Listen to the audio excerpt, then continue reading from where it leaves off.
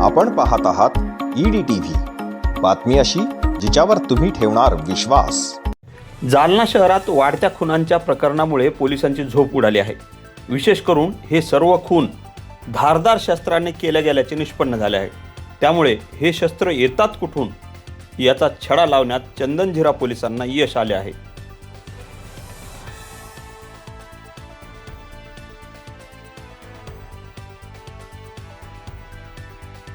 प्रवासी वाहतूक करणाऱ्या एका खाजगी बसमधून तब्बल 41 धारदार शस्त्रांचा साठा चंदनझिरा पोलीस ठाण्याचे पोलीस निरीक्षक किरण बिडवे यांच्या सहकाऱ्यांनी पकडला आहे।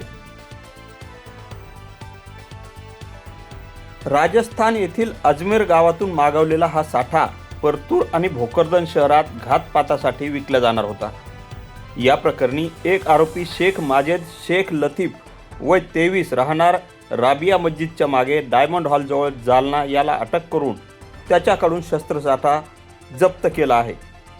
तर शेख माजेदवर यापूर्वी वेगवेगळ्या कलमांन्वये 7 गंभीर गुन्हे दाखल आहेत।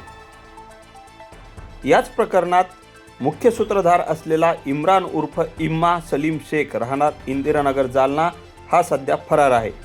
त्याच्यावर देखील 14 घातक गुन्हे दाखल आहेत। त्यांना वारंवार अटक देखील केलेली होती, परंतु जामिनावर सुटून आल्यानंतर पुन्हा हे आरोपी गुन्हे करायचे। या संदर्भात माहिती देत आहेत जालन्याचे उपविभागीय पोलीस अधिकारी अनंत कुलकर्णी।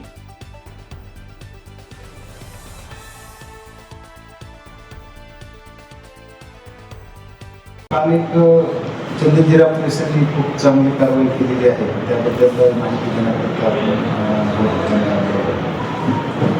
काल रेकॉर्डवरचे 2 गुन्हेगार आहेत, त्यांच्याकडे काही वेपन्स असल्याची माहिती आणि त्यांनी पार्सल मागवल्याची माहिती मिळाली, ज्यामध्ये 22,000 तलवारी, 15 खंजीर आणि 4 चॉपर असा साधारणपणे 1,34,000चा माल त्यांच्याकडून आपण जप्त केलेला आहे। पण त्याच्याकडे वेपन असल्याची माहिती मिळाली आणि त्यांनी कुरिअरद्वारे ती वेपन्स मागवले होते। राजस्थानमधून हे वेपन्स आलेले होते आणि राजस्थानमधून आणलेले वेपन आपण जप्त केलेले आहे। 22,000 तलवारी, 15 खंजीर, 4 धारदार चॉपर असा 1,34,000 रुपयाचा मुद्देमाल आपण जप्त केलेला आहे। माननीय पोलीस अधीक्षक पृथ्वी संजू सर, अपर पोलीस अधीक्षक विक्रम साळी सर यांच्या निर्देशानुसार पोलीस निरीक्षक किरण बिडवे चंदनझिरा हे गस्तीवर होते, माहिती काढत होते गुन्हेगारांची आणि त्यांना त्यांच्या इन्फॉर्मन्सकडनं एक उपयुक्त माहिती मिळाली आणि त्या उपयुक्त माहितीच्या आधारे आपण ही कारवाई केलेली आहे। ही धारदार शस्त्र कुठे विकली जाणार होती याबाबतची माहिती आहे।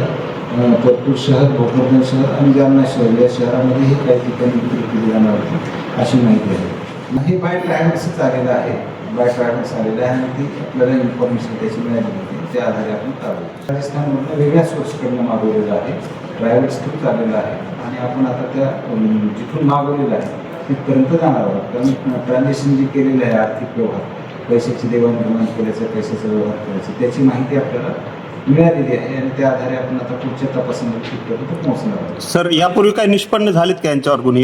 या आरोपींवर यापूर्वीचे दाखल आहेत पण निष्पन्न झालीत का? कधी यापूर्वी त्यांना अटक केलं होतं का आपण? कुठल्या गुन्ह्यात आरोपींना अटक केलेली आहे यापूर्वी? आता हा तर रिसेंट करीन जालन्याचा गुन्हा आहे, त्यामध्ये पण अटक होतं हा आरोपी 109 BNS प्रमाणे आहे आणि मर्डरचा पण गुन्हा दाखल आहे, खुनाचा गुन्हा, त्यामध्ये पण तो जामिनावर आलेला आहे।